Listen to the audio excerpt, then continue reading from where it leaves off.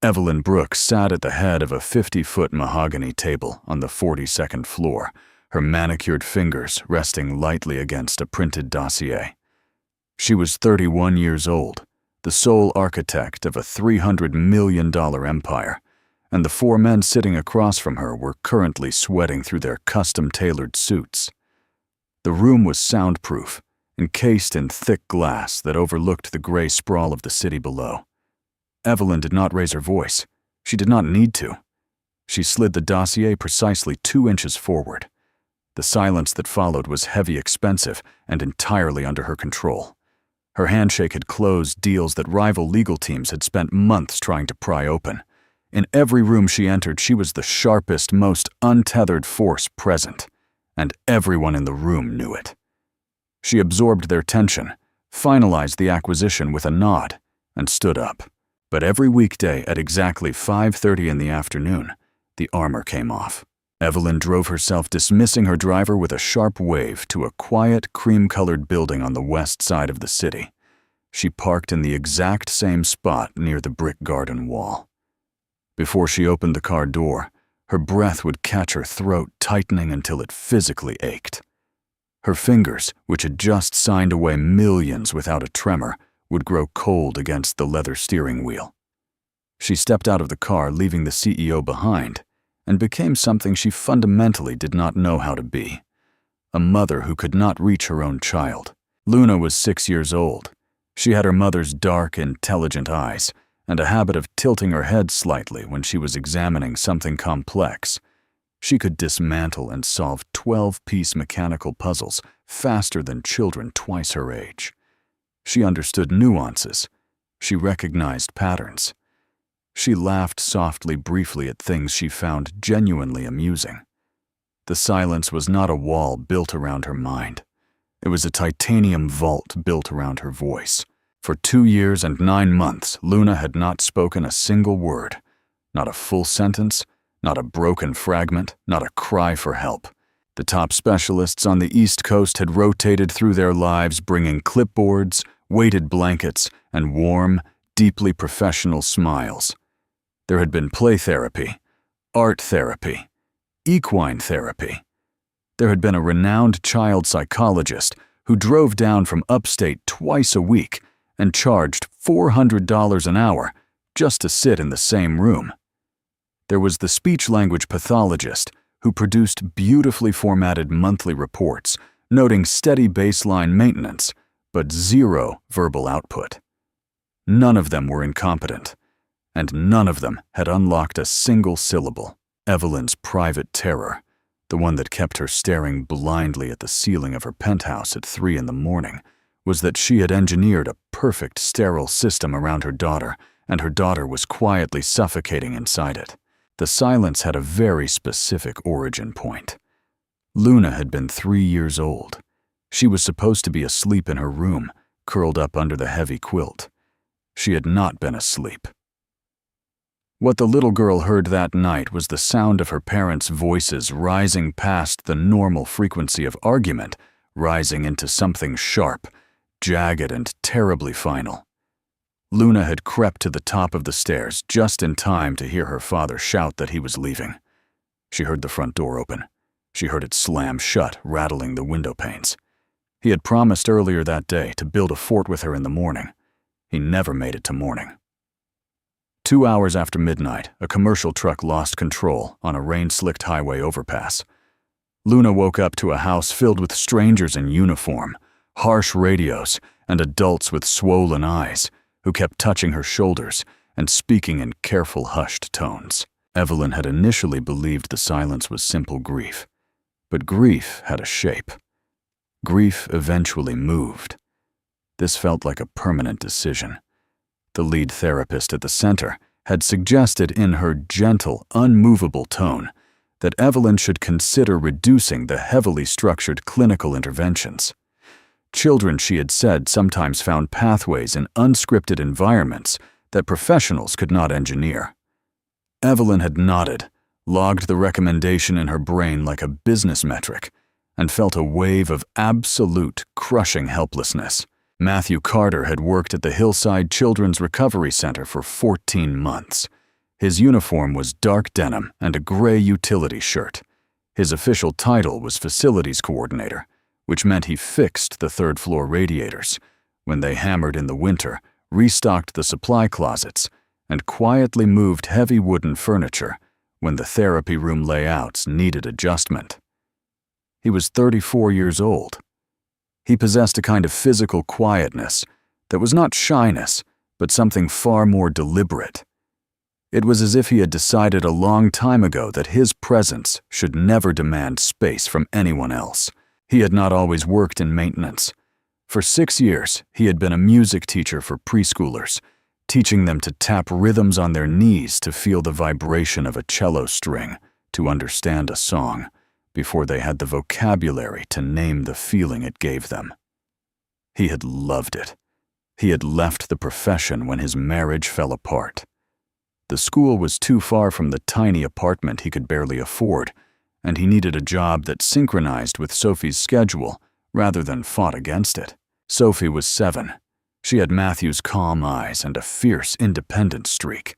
She kept a small spiral notebook in her pocket filled with questions she intended to research later. By general consensus at the recovery center, Sophie was impossible not to like. Matthew brought her to the center after her public school day ended. She would sit at a small wooden table near the indoor garden doing her math homework while he finished his afternoon maintenance rounds. On days when the weather was mild, she played in the outdoor courtyard alongside the children who were there for clinical sessions. Sophie had a rare instinctive talent. She learned quickly without being instructed that some children needed loud games and chasing. Others needed to simply sit near a warm body without being forced to interact. Luna was the second kind. For weeks, Luna would sit on the edge of the sandbox, her dark eyes tracking everything completely mute. Early on, Sophie had offered Luna a bright yellow plastic shovel. Luna had not taken it, but she had watched Sophie build a lopsided castle. The next afternoon, Luna had sat precisely 3 inches closer. Evelyn observed Matthew for the first time on a cold Tuesday afternoon.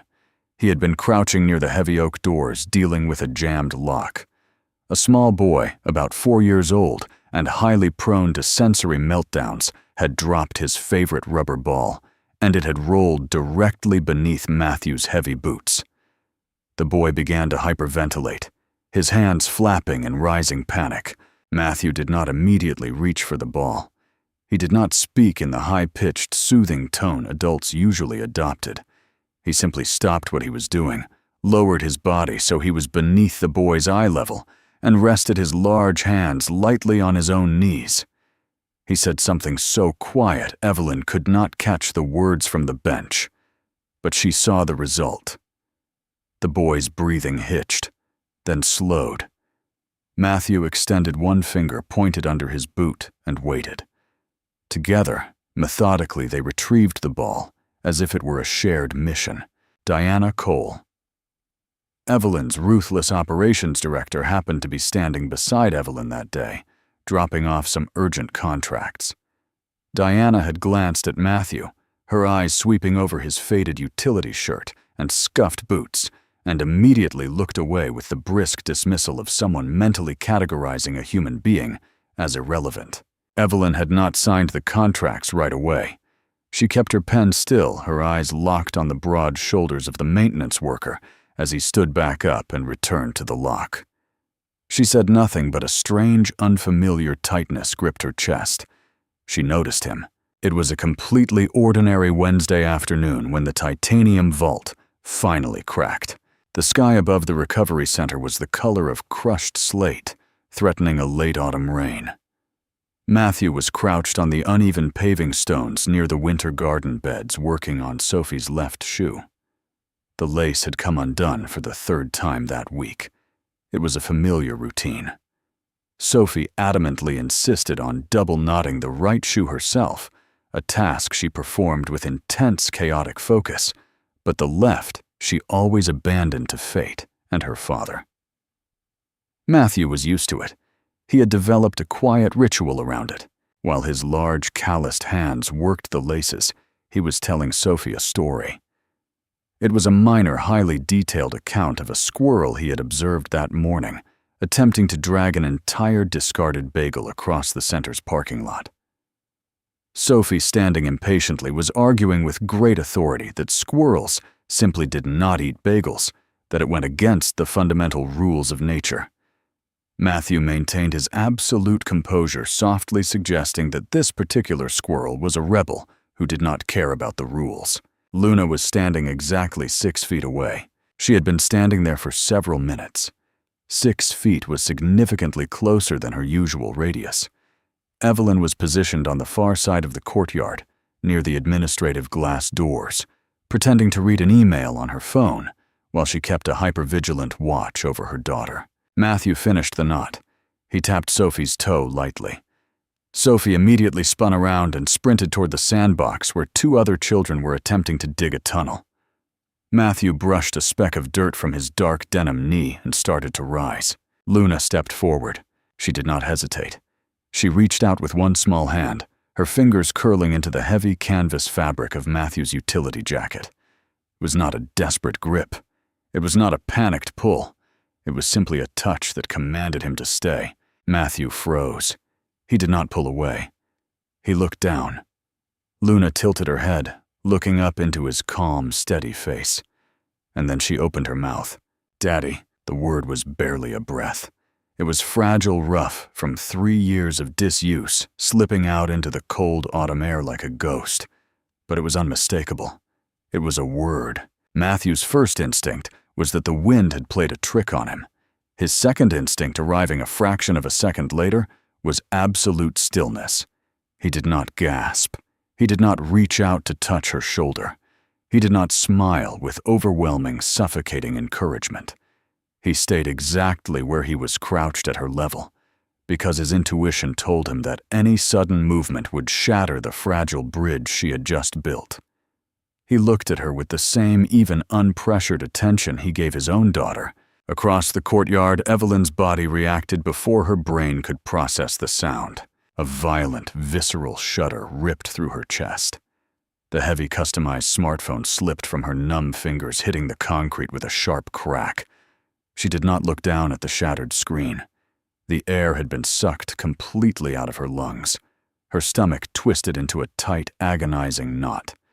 The CEO who never lost her composure, who navigated hostile corporate takeovers without a single elevated heartbeat, was suddenly struggling to stand upright. She crossed the courtyard. She did not remember walking. She moved like a woman wading through deep, freezing water, terrified of creating a ripple. She stopped 3 feet behind Luna. Her expensive leather handbag dropped to the ground. She sank slowly to her knees, the rough paving stones biting through her tailored designer trousers. She reached out her hands, trembling so violently she could barely hold them in the air. "Say it again." Her voice was wrecked. It was a fractured, desperate sound, entirely stripped of its usual authority. "Please, baby, say it again." Luna turned her head. She looked at her mother. The expression on the little girl's face shifted. The quiet safety she had found staring at Matthew suddenly vanished, replaced by the crushing weight of expectation. She saw her mother's tears. She felt the heavy, suffocating gravity of the moment. The vault door slammed shut. Luna pressed her lips tightly together, stepped backward and stared at the ground. She was silent.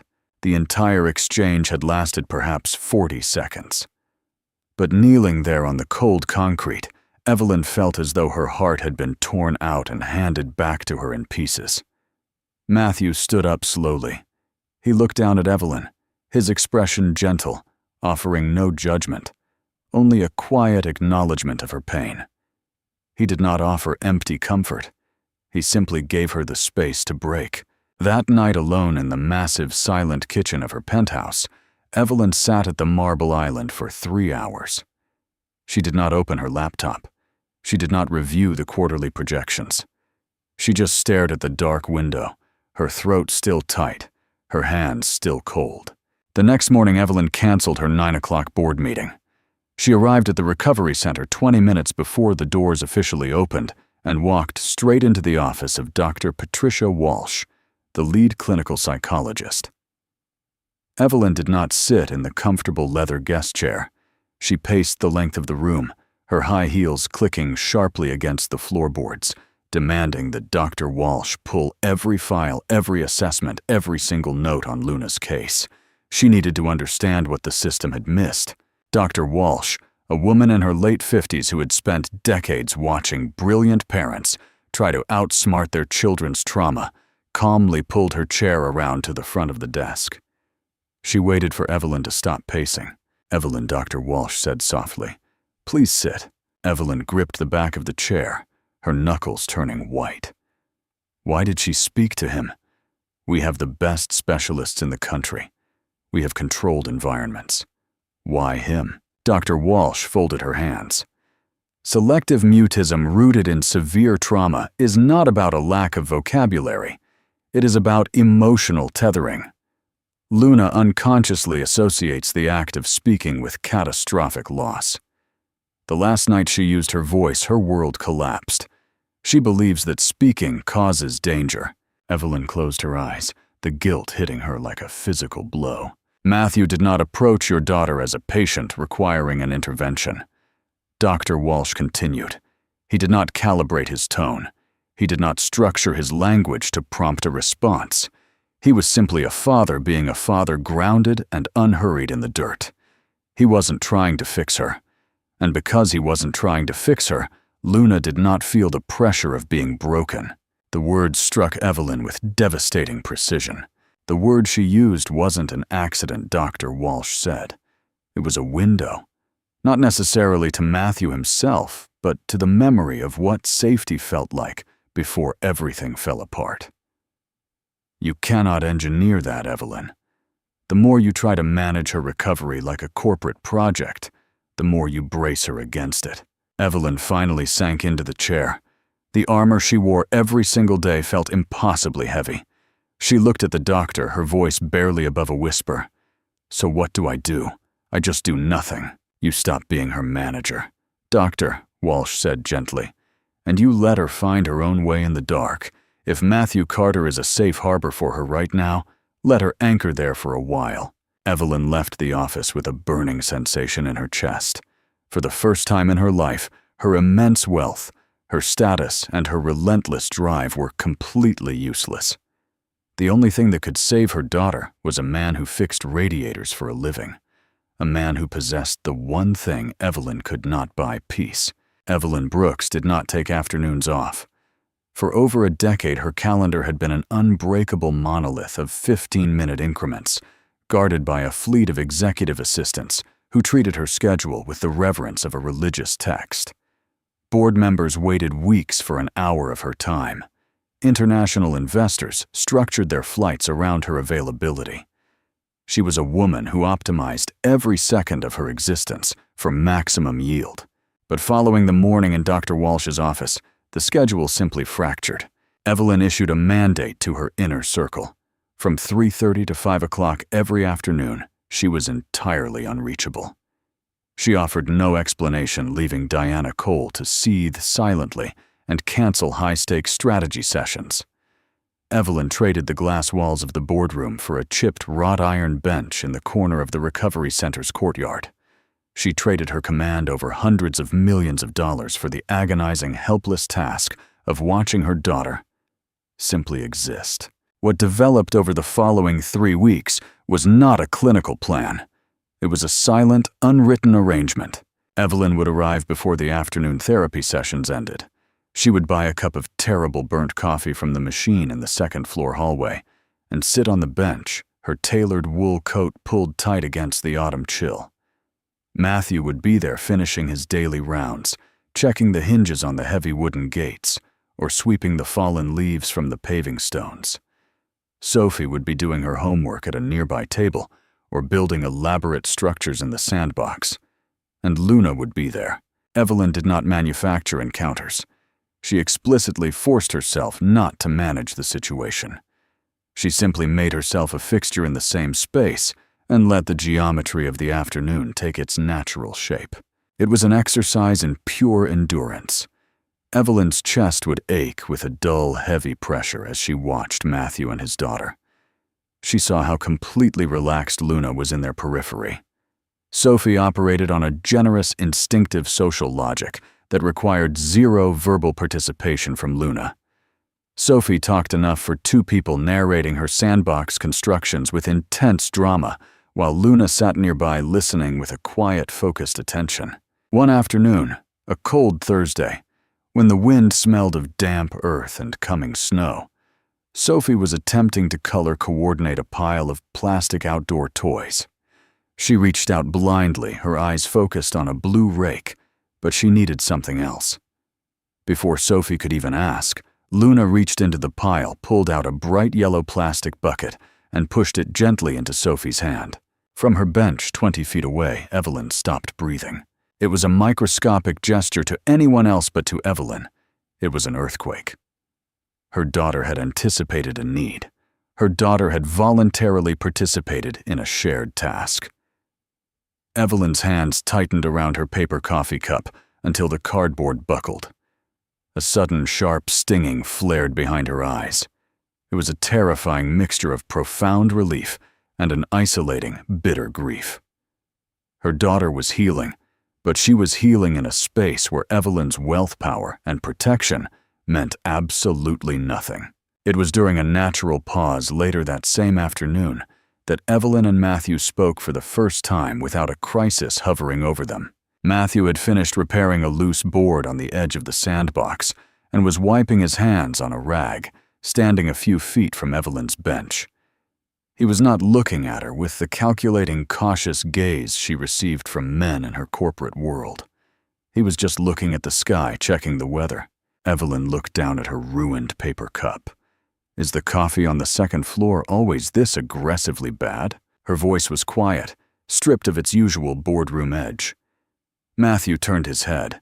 A faint, genuine smile touched the corners of his eyes, altering the entire landscape of his face.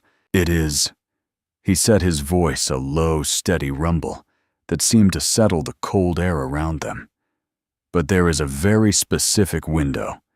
If you time it for exactly 11 minutes after the machine runs its automated cleaning cycle at 3:15, it is almost acceptable.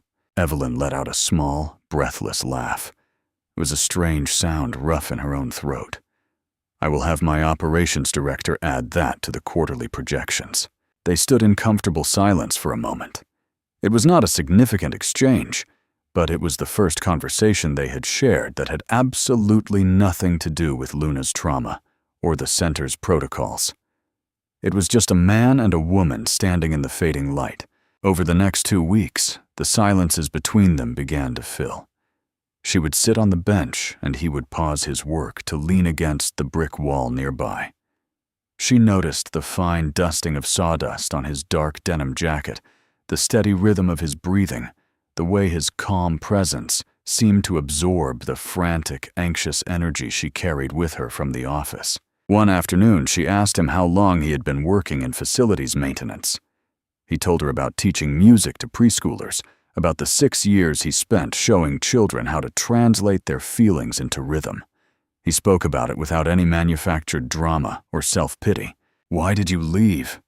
Evelyn asked, her dark eyes locked on his face. Matthew looked out toward the sandbox, watching Sophie show Luna how to balance a pine cone on a stick. Because the marriage ended, he said simply. The school was too far from the apartment I could afford, and Sophie needed a father who was actually there, not one who was exhausted from a 3-hour commute. It was such a stark, honest admission. In Evelyn's world, failure was concealed.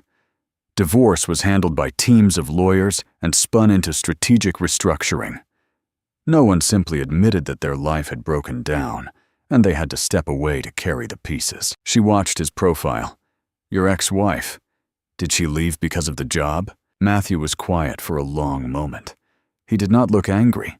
He looked deeply, quietly regretful. No, he said softly. She left because of me. Evelyn's brow furrowed slightly. Her heart performed a strange, slow drop in her chest. She suffered from severe depression. Matthew continued, his voice dropping an octave.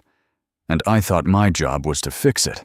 I thought if I paid the bills fixed, the house kept the schedule perfect, and cleared every obstacle out of her way, she would eventually be okay. I built a perfectly stable life and tried to put her inside it. He turned his head and looked directly into Evelyn's eyes. The intensity of his gaze made her breath catch. The morning she packed her bags, she told me the truth. He said, his voice vibrating with a quiet, lingering ache. She said she didn't need a project manager. She needed someone who was willing to be frightened alongside her. She needed someone to hold her hand in the dark, rather than someone who kept turning on the floodlights so she wouldn't have to feel the ground. The words struck Evelyn with the force of a physical blow. Her stomach plummeted. The chill of the iron bench seemed to seep directly into her bones. Her pulse hammered in her throat, thick and frantic. He was talking about his marriage, but he had just held up a mirror to the darkest, most carefully guarded corner of her own soul. He had just described exactly what she had done to Luna. She had built a $300 million fortress to keep the fear out, leaving her daughter to be terrified all alone inside it. Evelyn swallowed hard, unable to break eye contact, feeling her invincible armor fracturing piece by piece under the weight of his quiet, devastating truth. It was a Tuesday night in late October when the fortress Evelyn Brooks had built around her own heart finally violently collapsed. The recovery center was quiet, drained of the chaotic afternoon energy. The fluorescent lights in the hallway hummed with a low electric buzz. Evelyn was standing just outside the partially open door of the family lounge, waiting for Dr. Walsh to finish a late observation session with Luna. The air in the corridor was warm and smelled faintly of industrial floor cleaner and old paper. Inside the softly lit room, Luna was napping on the oversized corduroy couch. She did this sometimes. After particularly intense sessions, her small body exhausted from the sheer cognitive weight of navigating a world she was afraid of, Evelyn stood with her back against the wall, checking her phone out of pure muscle memory. And then, slipping through the crack in the door, she heard it. It was not a conscious word. It was a fragment of sound, disconnected and sleepy, the auditory residue of a nightmare slipping past a child's heavy defenses. Door. Evelyn's thumbs froze over the glass screen. She stopped breathing. A few seconds later, the voice came again, rough and frantic, tumbling out of the sleeping little girl's throat. "Don't go, please. Door." The acoustic separation of the hallway vanished. The walls of the recovery center seemed to dissolve, melting into the expensive imported hardwood of a different house in a different year. Evelyn was suddenly no longer a 31-year-old billionaire standing in a clinic. She was 28 years old again, standing barefoot in her kitchen, holding a glass of water, paralyzed by the sound of her own life detonating. For 3 years, Evelyn had not allowed herself to genuinely remember that night. She had processed the data of it. She had organized the timeline, handled the legal fallout, and restructured her company's public relations strategy to absorb the shock of her husband's sudden death. But standing in the dim hallway, hearing her daughter plead with a ghost, Evelyn understood with a sickening clarity that she had never actually stepped inside the memory. She had only ever managed the aftermath. The memory hit her now unedited and vicious. She remembered the sharp, jagged edge of Ryan's voice echoing off the high ceilings. He had been a man slowly suffocating in the shadow of his wife's astronomical rise. The argument that night hadn't been about anything real. It had been about his bruised ego about her missing a dinner, but it had spiraled past the point of no return. He had hurled words meant to draw blood. Evelyn had stood there wrapped in her freezing, untouchable corporate armor, refusing to engage, refusing to fight back, radiating a cold disdain that only made him angrier. She remembered the exact sound of his heavy footsteps storming down the hall. She remembered the front door opening, and she remembered the slam, the terrible, deafening crack of heavy wood hitting the frame, a sound so violent it had rattled the picture frames on the walls. She had not run after him. She had stood in the kitchen, her jaw locked, waiting for him to cool off, waiting for him to come back in the morning like he always did. She hadn't known that Luna was sitting at the top of the stairs, her tiny hands gripped around the wooden spindles, watching her father walk out into the dark. And then came the memory of 2:00 a.m., the shrill, unnatural ring of the telephone cutting through the dark bedroom, the blinding sweep of police cruiser headlights flashing through the rain-slicked windows, the sterile, careful voices of the officers standing in her foyer. They had never used the word dead. They had used words like collision trajectory and fatal impact. By sunrise, the house had been filled with executives, lawyers, and crisis managers. Evelyn had slipped the armor back on. She had organized the funeral arrangements while checking stock fluctuations. She had survived by freezing her own humanity. But Luna had frozen too. The realization hit Evelyn with the force of a speeding train. Her throat clamped shut. A wave of nausea rolled violently through her stomach. She stumbled backward, her shoulder hitting the drywall hard. The phone slipped from her hands, clattering against the linoleum. She couldn't breathe. The air in the hallway was suddenly entirely gone. Evelyn turned and fled. She pushed through the heavy fire doors at the end of the corridor, stumbling blindly into the unlit service wing, where the maintenance closets were located, desperate to find a place where no one could see the CEO of a $300 million empire come apart. She collapsed against a stack of cardboard boxes in the dark alcove, her chest heaving, gasping for air that refused to reach her lungs.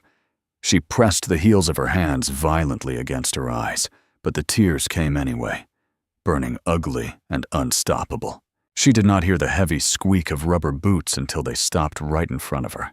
Matthew had been doing a late inventory of the supply room. He stood in the shadows holding a clipboard. He looked down at the woman violently shaking on the floor. Evelyn tried to turn her face away, humiliation burning through her veins. She tried to swallow the sobs to rebuild the wall, but her body was completely broken. "Please," she choked out, her voice a ragged, humiliating wheeze. "Please don't look at me. Just go." Matthew did not go. He did not panic. He did not ask her if she was okay because it was blindingly obvious she was not. He set his clipboard down on a crate. He took 2 steps closer, crouched down and sat on the cold concrete floor right next to her. He didn't touch her. He didn't offer empty platitudes. He reached up, pulled a rough brown paper towel from the industrial dispenser on the wall, and held it out. It was the most unromantic, profoundly practical gesture in the world, and it was exactly right. Evelyn took it with a trembling hand, burying her face in the rough paper. And for the first time in 3 long, agonizing years, she cried the way the tragedy actually deserved. She didn't cry beautifully. She sobbed a deep, guttural sound of pure agony, letting out the terror of the night Ryan died, the crushing guilt of Luna's silence, the unimaginable exhaustion of carrying the world on her shoulders. Matthew stayed exactly where he was. He became a physical anchor in the room, absorbing the storm, without demanding she stop it. He just let her shatter. When the heavy, racking sobs finally began to slow, leaving her chest hollow and aching, Evelyn kept her face hidden. "I ruined her," she whispered the words scraping against her raw throat. "I stood in the kitchen and I let him walk out. And then I built a company instead of being a mother." Matthew shifted slightly on the concrete. His voice, when it came, was a low, steady rumble in the dark. "You survived," he said quietly. "You did what you had to do to keep the roof from caving in." "But Evelyn, listen to me." She lowered the damp paper towel, looking at him through swollen, bloodshot eyes. "Luna doesn't need a flawless, untouchable mother," Matthew said, his gaze locking onto hers with an intensity that anchored her racing heart. "She doesn't need a CEO who can fix everything. She needs a mother who is safe enough to be scared with her. She needs you to admit that the dark is terrifying, and that you are standing in it right beside her." Evelyn stared at him, the truth of his words piercing straight through the last remaining layer of her armor. The air finally filled her lungs. She sat on the cold floor, stripped of all her power, all her wealth, and all her pretenses, and for the first time in her life, she felt incredibly, perfectly safe. The photograph was slid across the polished mahogany of the boardroom table on a Thursday morning, the glossy paper hissing softly against the wood. Evelyn Brooks did not immediately reach for it. She sat perfectly still in her high-backed leather chair, the skyline of the city towering behind her through the floor-to-ceiling glass. She took a slow, measured breath, locking her facial expressions behind the impenetrable mask she had worn for a decade, and finally looked down. The image had been captured by a freelance photographer, contracted by a business editorial trailing her for a profile piece. It was taken from a distance through the wrought iron gates of the recovery center. It showed Evelyn and Matthew sitting on the weathered courtyard bench. They were not touching. They were not doing anything explicitly inappropriate. But the geometry of their bodies betrayed everything. They were leaning slightly toward one another, completely isolated in their shared gravity, their faces softened by a quiet, profound intimacy that Evelyn never displayed in public. It did not look like a billionaire CEO observing a charity initiative. It looked like a woman who had handed the keys to her fortress to a man in a denim utility shirt.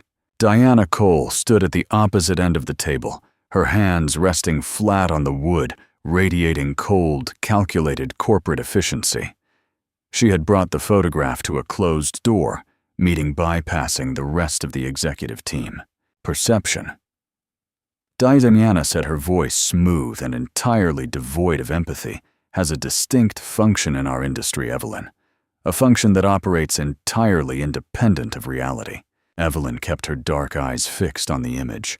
Her stomach tightened, a cold knot forming just beneath her ribs. What is the narrative you are terrified of, Diana? Please say it out loud. Diana did not flinch. She was a woman who trafficked in risk management, and she viewed human beings as volatile assets. The narrative, Diana said crisply, is that a $300 million CEO, a widow, is publicly compromising herself with a blue-collar maintenance worker, a man who has unchecked access to your daily schedule, and more importantly, to your traumatized child.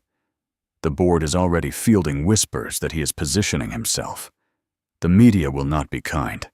They will dig into his past, his finances, his divorce. And when they do, the paparazzi will swarm that clinic. The words hit Evelyn with the precision of a sniper round.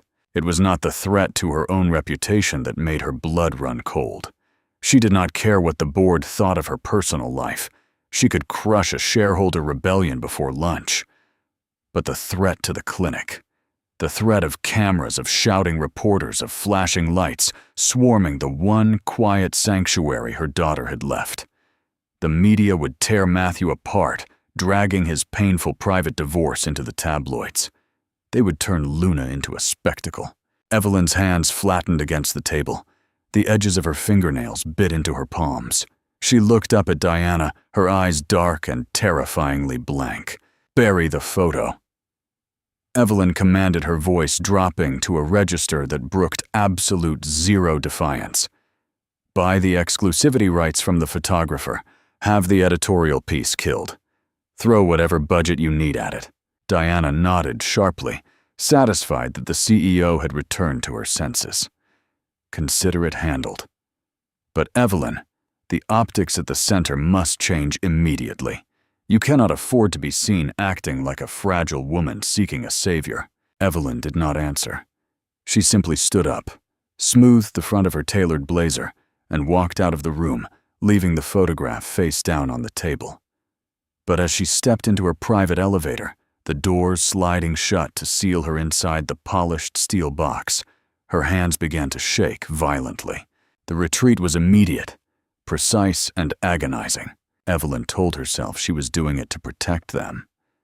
She convinced herself that stepping back was the only logical way to keep the destructive corporate machine away from Matthew's quiet life and Luna's fragile progress. The next afternoon, she did not walk out to the courtyard at 3:30. She stayed inside the administrative wing, standing behind the tinted glass of the second-floor hallway, watching the playground from a safe, sterile distance. When she did cross paths with Matthew near the lobby the following day, She was completely encased in her armor. She wore her expensive trench coat tightly belted. She did not stop to talk about the weather, or the coffee, or the past. "Good afternoon, Mr. Carter," she said, her voice polite, professional, and entirely hollow. Matthew paused, holding a stack of folded chairs. He looked at her. He saw the tension in her jaw, the rigid posture, the terrifying emptiness in her eyes. He was a man who understood the mechanics of withdrawal better than anyone. He knew instantly that someone from her world had spoken, and the machinery of her life had intervened. He did not look hurt. He did not ask her what was wrong, or try to push past the sudden wall. He simply gave her a brief, respectful nod. "Good afternoon, Miss Brooks." He stepped out of her way, carrying the chairs down the hall. Evelyn walked to her car, her chest aching so fiercely she thought her ribs might fracture. But the true devastation of Evelyn's choice did not land on Matthew. It landed exactly where she had desperately tried to prevent it from landing. It landed on Luna. Luna was a child built by silence. She did not have words to filter the world, so she felt the emotional weather of a room with agonizing clarity. She had spent weeks slowly inching toward the warmth that had begun to radiate between her mother and the quiet man in the denim jacket. She had felt the ice melting, and now overnight the temperature plummeted. Luna felt it the way a bird feels a drop in barometric pressure before a storm. She saw her mother standing rigid behind the glass. She saw the vast, unbridgeable distance suddenly reopen between Evelyn and Matthew. The safety net was gone. The adults were terrified again. It happened on a cold Monday afternoon. Sophie was in the sandbox, happily chattering away about a stray cat she had seen on her walk to school. She reached out her small hand, patting the sand near Luna's knee. "Can you pass the blue shovel?" Sophie asked brightly. Luna was sitting perfectly still. She looked at the blue shovel. She looked at Sophie. And then she looked across the courtyard, staring at the empty iron bench where her mother usually sat. A profound, visible shift overtook the little girl's body. The soft, relaxed posture she had developed over the last month vanished. Her shoulders drew up toward her ears. Her dark eyes, which had begun to carry a spark of light, glazed over with a defensive, impenetrable dullness. She pulled her knees tight against her chest, wrapping her small arms around her legs. She did not reach for the shovel. She did not look at Sophie again. She simply stared at the ground, sealing herself entirely back inside the titanium vault.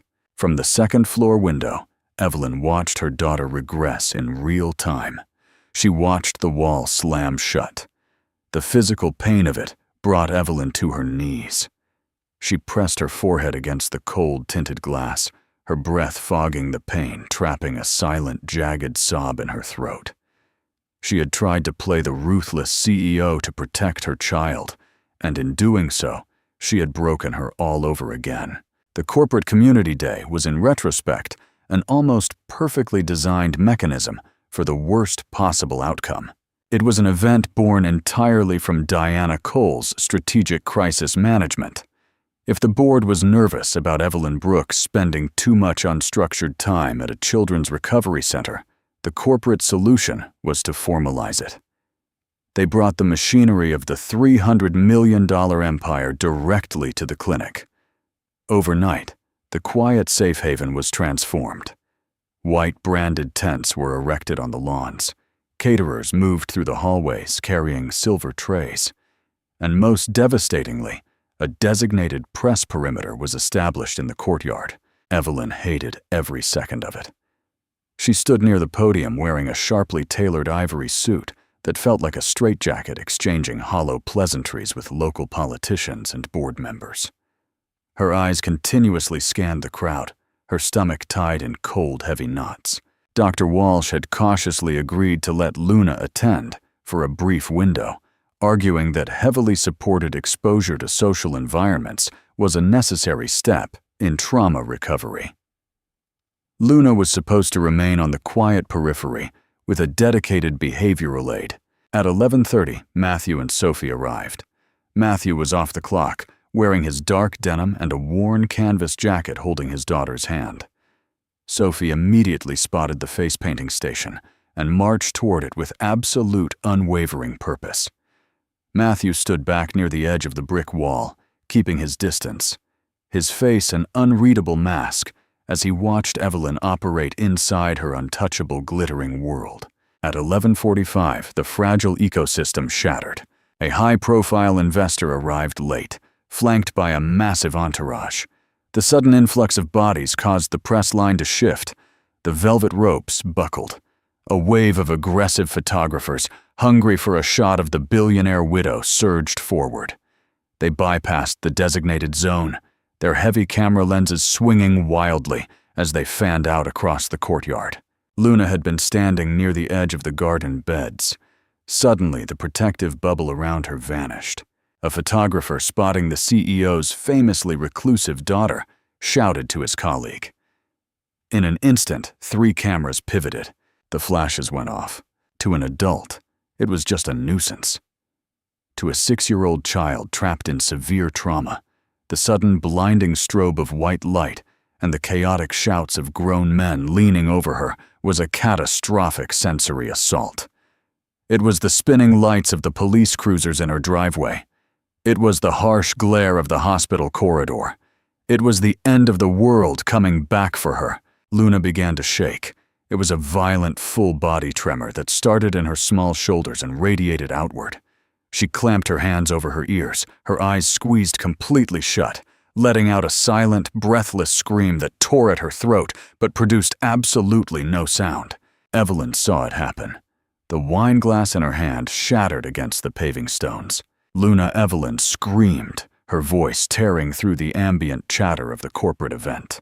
The CEO's body went into immediate adrenaline-fueled crisis management before her brain could catch up. She surged forward, but the dense crowd of investors, politicians, and heavy security personnel blocked her path. Clear the space. Evelyn ordered, her voice laced with absolute panic. Get them away from her security. Move them back. It was exactly the wrong response. The corporate machinery roared to life. Heavily built security guards charged forward, shouting aggressively at the press.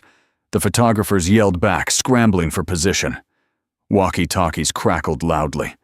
The adults swarmed, forming a loud, chaotic, terrifying ring of towering bodies, entirely enclosing the trembling little girl. What Luna experienced in that moment was not a rescue. It was an overwhelming, suffocating nightmare. The adult world was accelerating around her, massive and out of control, and she was trapped at the bottom of it, unable to speak, unable to breathe, entirely alone. Matthew had been 30 feet away. He did not yell. He did not call for backup. He moved. He cut through the crowd with the terrifying, unstoppable momentum of a man who did not care who owned the building or who signed the paychecks. A security guard threw an arm out to stop him. Matthew didn't even break his stride. He simply shoved the man's arm aside with a force that sent the heavy guard stumbling backward. Matthew reached Sophie first, grabbing her hand and pulling her with him. He breached the frantic circle of security and press, stepping directly into the center of the chaos. He did not try to pick Luna up.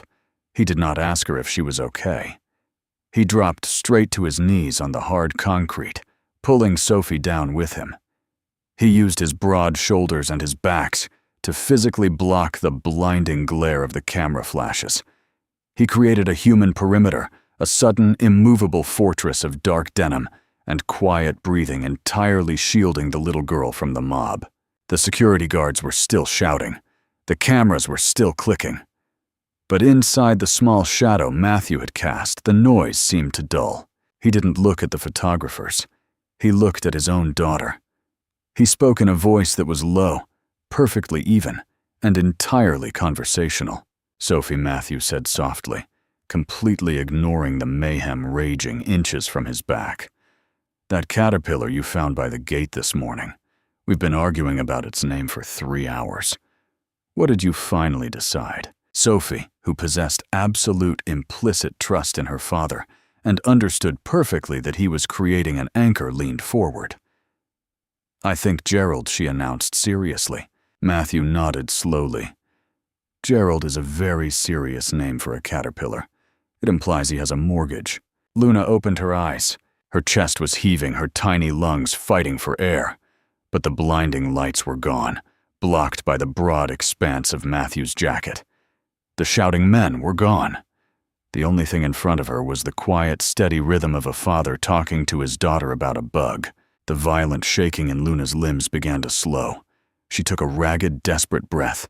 She reached out with both hands, her small fingers burying themselves deep into the canvas fabric of Matthew's jacket, gripping him with the terrifying strength of someone drowning who has just found a lifeline. She looked up into his calm, steady face, and then her throat worked. "Don't make him go." It was not a whisper. It was not a fragment. It was a complete, desperate sentence spoken in a voice that was fragile, but entirely, undeniably present. The journalist standing 3 feet away heard it. The security guard with the walkie-talkie heard it. Diana Cole, who had just managed to push through the crowd to reach her CEO, heard it. Diana's face went rigid. "This is a disaster," Diana hissed to the head of security. "Get the maintenance worker out of there immediately. Separate them now before the press gets a photo." Evelyn Brooks had been standing exactly 10 feet away, paralyzed by the wall of bodies. She had watched Matthew drop to the ground. She had watched him build a sanctuary out of nothing but his own physical presence. And she had heard her daughter beg the world not to take him away. The realization hit Evelyn with blinding, absolute clarity. Luna was not talking about the reporters. She was not talking about the event.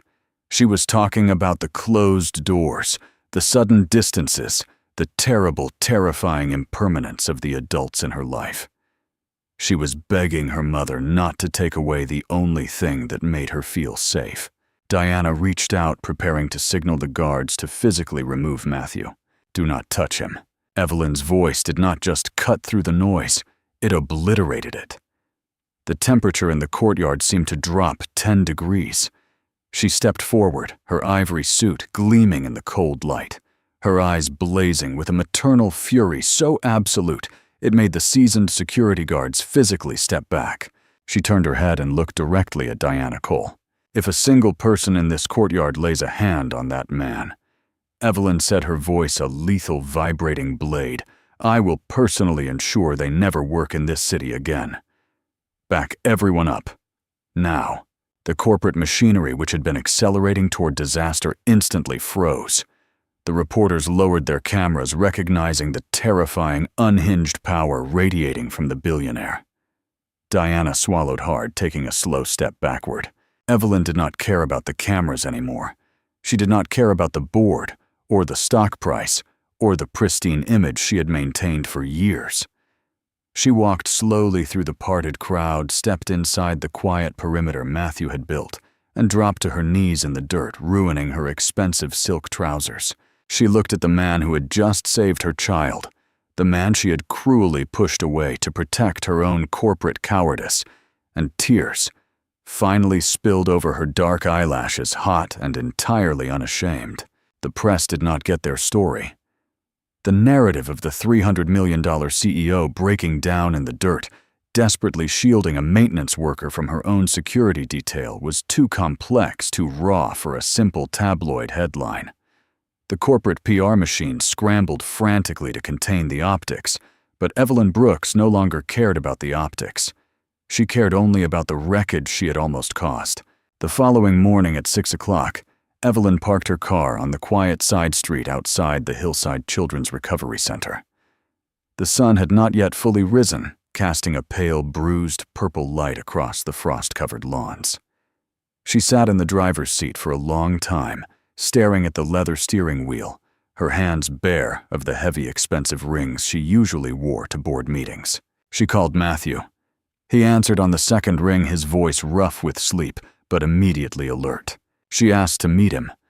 Not in her office, not in a glass-walled boardroom. She met him inside the center's family lounge, a room with slightly too yellow lighting-worn corduroy couches and a basket of heavily taped board games that no one ever returned, perfectly sorted. When Matthew walked in, Evelyn was sitting on the edge of the couch. She had left her tailored blazer in the car. She wore only a simple white blouse. It was the first time she had ever faced him without a visible layer of armor. "I owe you an apology," she said, her voice quiet but incredibly steady in the empty room. "Not just for yesterday, for the last 2 weeks." Matthew sat in the chair opposite her. He did not cross his arms defensively. He simply waited, giving her the space to say what needed to be said. "I told myself I was pulling away to protect you." Evelyn continued, her dark eyes locking onto his. "Diana brought a photograph of us to the board. They were threatening to turn the media on the clinic to dig into your past, your divorce. I convinced myself that stepping back was the only logical way to keep Luna and you safe from my world. But I was lying to myself." Evelyn took a slow, agonizing breath, the truth scraping against her throat. "I wasn't protecting you. I was protecting myself. I was terrified of being wrong. I was terrified that I was losing control, that I was letting someone pass the wall, and the second I felt exposed, I ran. And I let Luna feel that sudden abandonment all over again." Matthew listened to the confession. He saw the profound, exhausting shame radiating from the powerful woman sitting across from him. He did not offer a quick, easy absolution. He respected her too much for that. "You don't have to apologize to me for being afraid." Evelyn, Matthew said, his voice a low, steady anchor in the dim room. "Fear is just a physiological response. It's what you do with it that matters. You have to be careful about who you let inside the fear." Evelyn looked down at her trembling hands. "Can she recover from what I did to her yesterday?" "Luna hasn't been damaged by the cameras or the crowd," Matthew told her gently. "She was just frightened. But there is a massive difference between being frightened alone and being frightened with someone else. There is something you need to do, Evelyn. Something far more important than any therapy session or any apology you can give me." She looked up, desperate for the answer. "She needs to hear you say that you are scared too," Matthew said. "Not that everything is going to be perfectly fine. Not that her mother can buy her way out of any problem. She needs to know that you are terrified, and that despite the terror, you are still right here." Evelyn spent the entire day turning those words over in her mind. She examined them from every angle, searching for the flaw in the logic, the way she would dissect a hostile corporate merger. She found nothing but absolute terrifying truth. That evening, the penthouse was completely silent. Evelyn walked down the long carpeted hallway and stopped outside Luna's bedroom door. The light underneath the heavy wooden frame was a soft, warm amber. She pushed the door open gently. Luna was sitting in the center of her large bed, propped up against a mountain of pillows. A heavy, beautifully illustrated picture book was open on her lap, but she wasn't looking at the pages. She was staring blankly at the wall, her small body carrying a tight, defensive tension that broke Evelyn's heart. Evelyn walked over and sat on the edge of the mattress. The springs groaned softly. Luna did not look up. Evelyn did not come armed with a strategic plan. She did not have a script prepared by a child psychologist. She simply let the protective, untouchable CEO die on the threshold of the room, leaving only a profoundly broken, deeply apologetic mother behind. "Mommy was scared that night," Evelyn whispered into the quiet room. The words hung in the air, fragile and incredibly heavy. Luna's body went completely rigid. Her small fingers stopped tracing the edge of the book's cover. She slowly turned her head, her dark eyes wide, locking onto her mother's face. Evelyn's throat tightened so violently she could barely draw breath, but she forced herself to hold her daughter's gaze. She forced herself to stay entirely inside the terrifying vulnerability.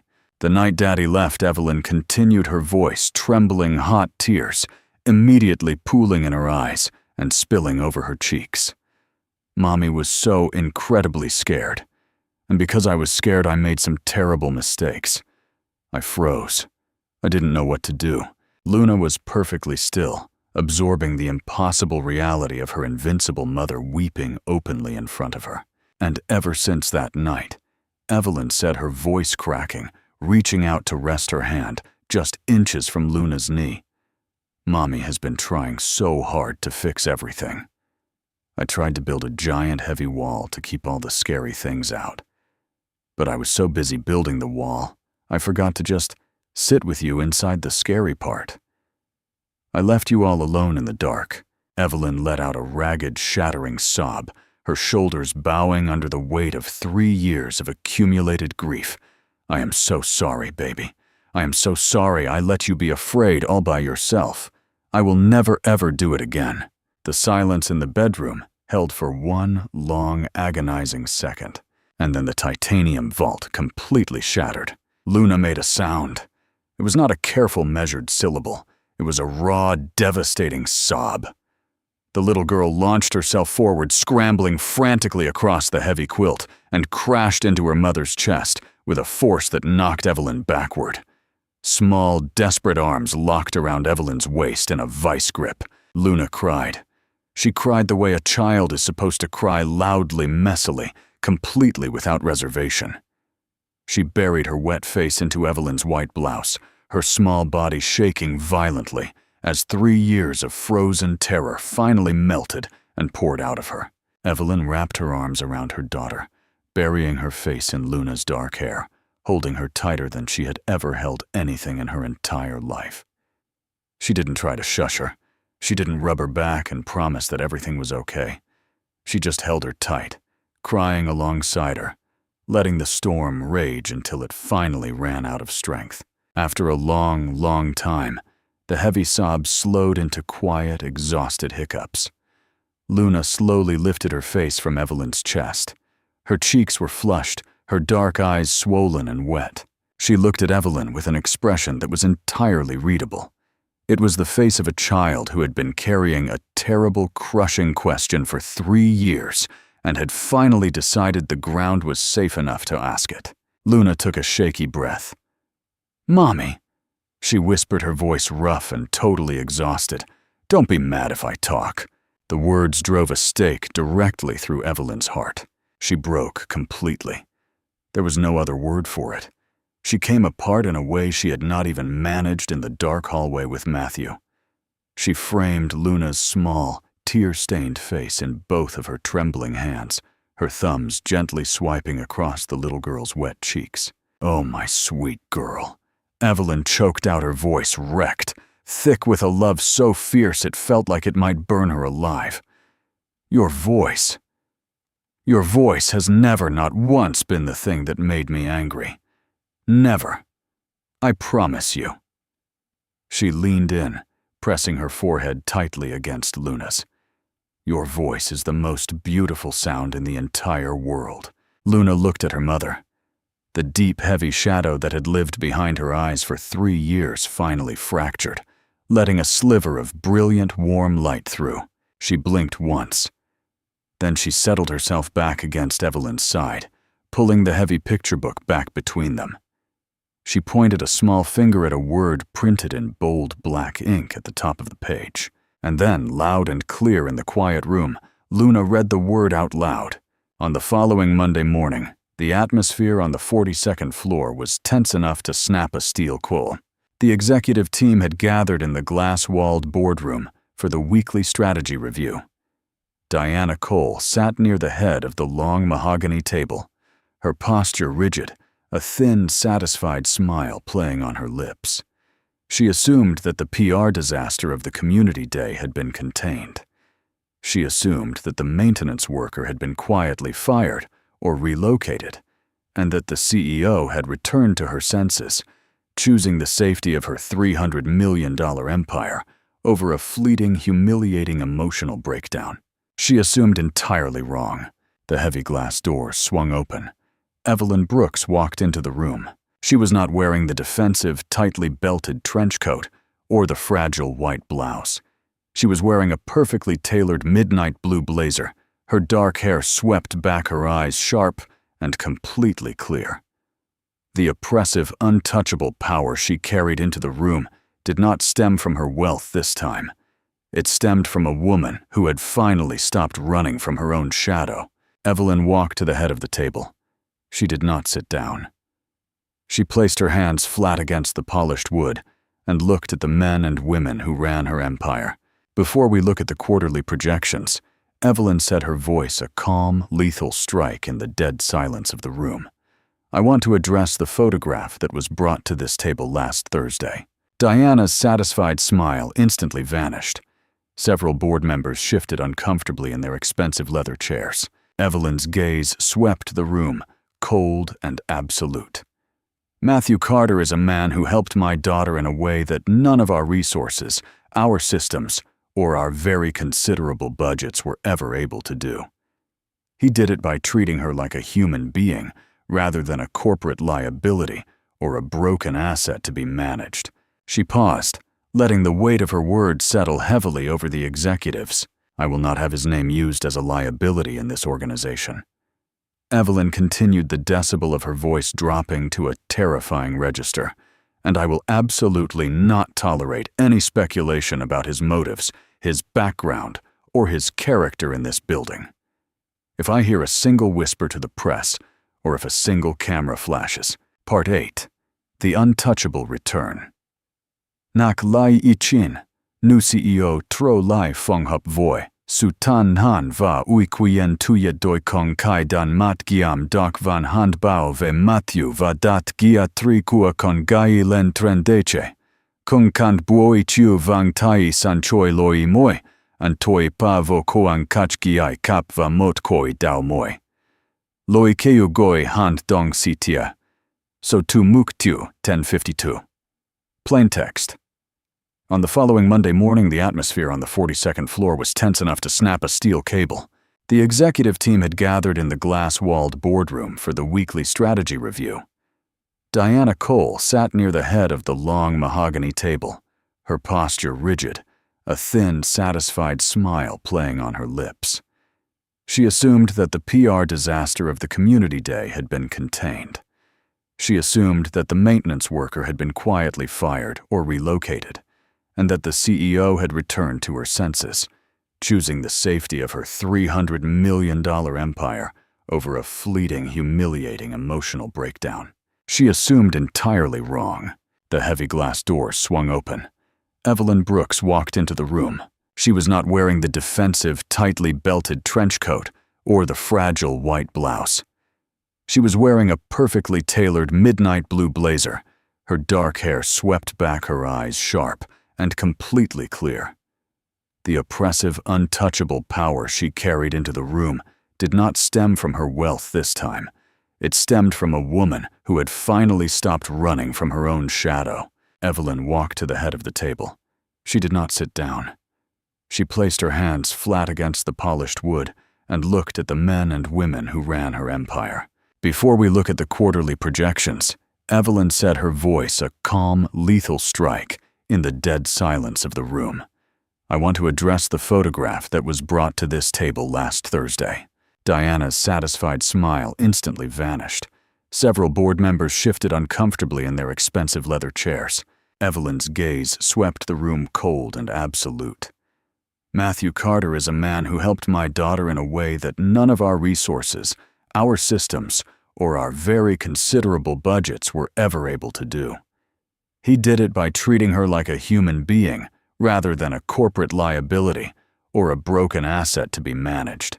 She paused, letting the weight of her words settle heavily over the executives. "I will not have his name used as a liability in this organization." Evelyn continued, the decibel of her voice dropping to a terrifying register.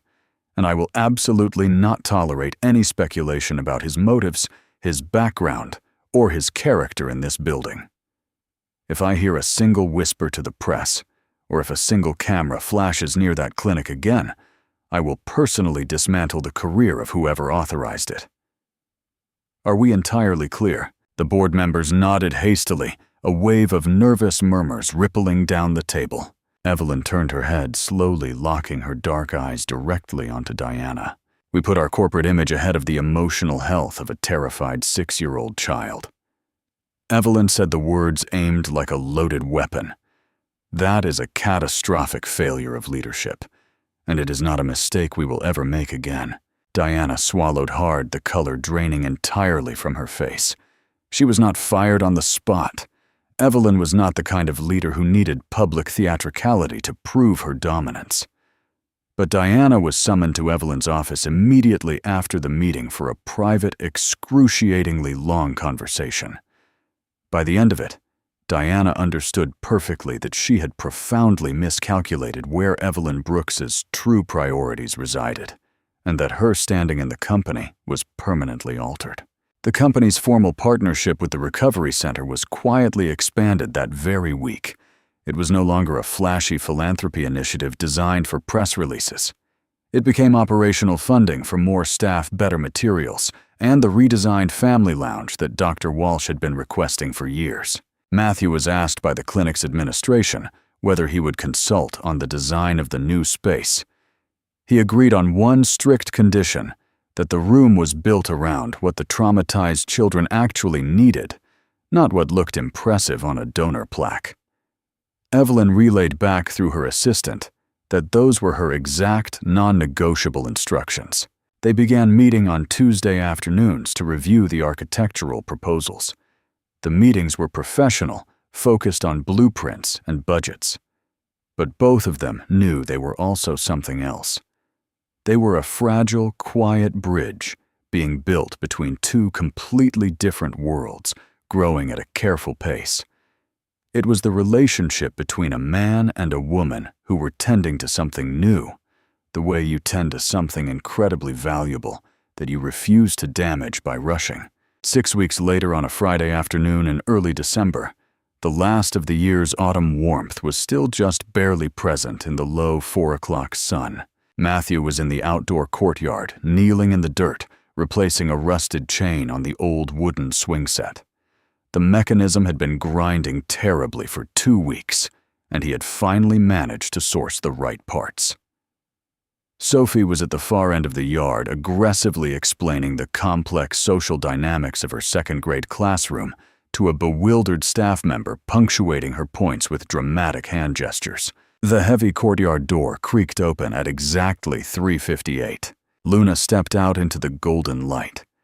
Evelyn was 2 steps behind her, dressed in a soft cashmere sweater, carrying 2 steaming paper cups of coffee from the terrible machine on the second floor. She had perfectly memorized the 11-minute window. Luna did not hesitate. She did not shrink against the wall or look around for danger.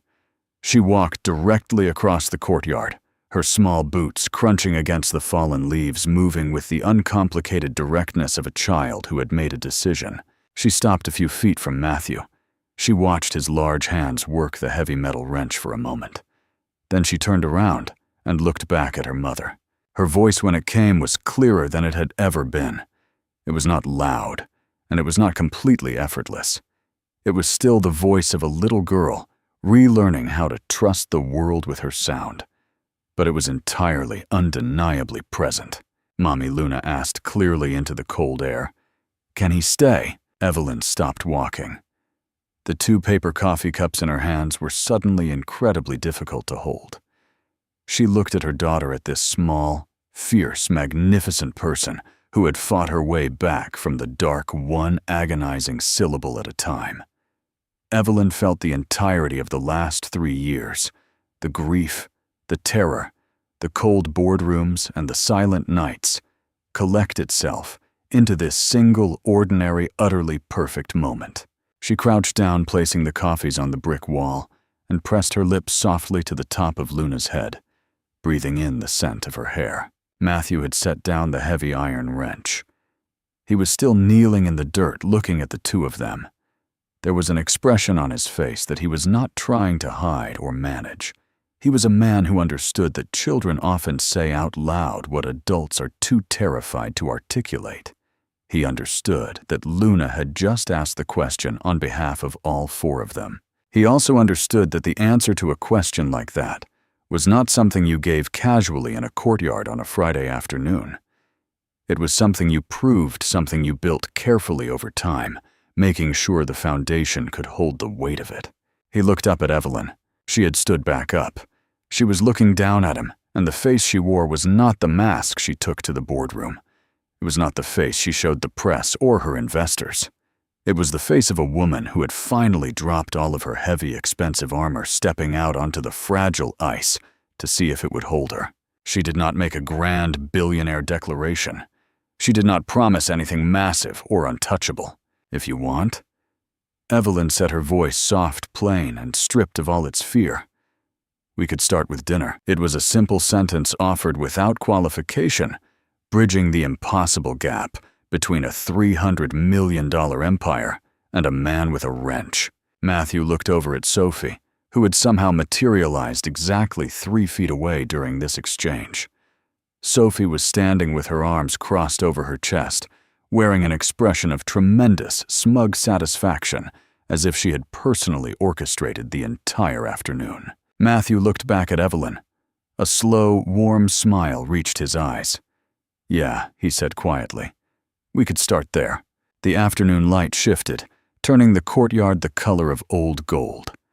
Sophie immediately began telling Luna a highly exaggerated story about a caterpillar deliberately speaking, slowly. Luna stood beside her, leaning in listening with her whole body turned toward the sound of the voice she had chosen to let in. The swing set was still unfinished, the new chain lying coiled in the winter grass. It could wait. The 4 of them stood together in the fading light, and nothing was perfectly resolved in the way that corporate deals or fairy tales are cleanly finished. But something real was beginning.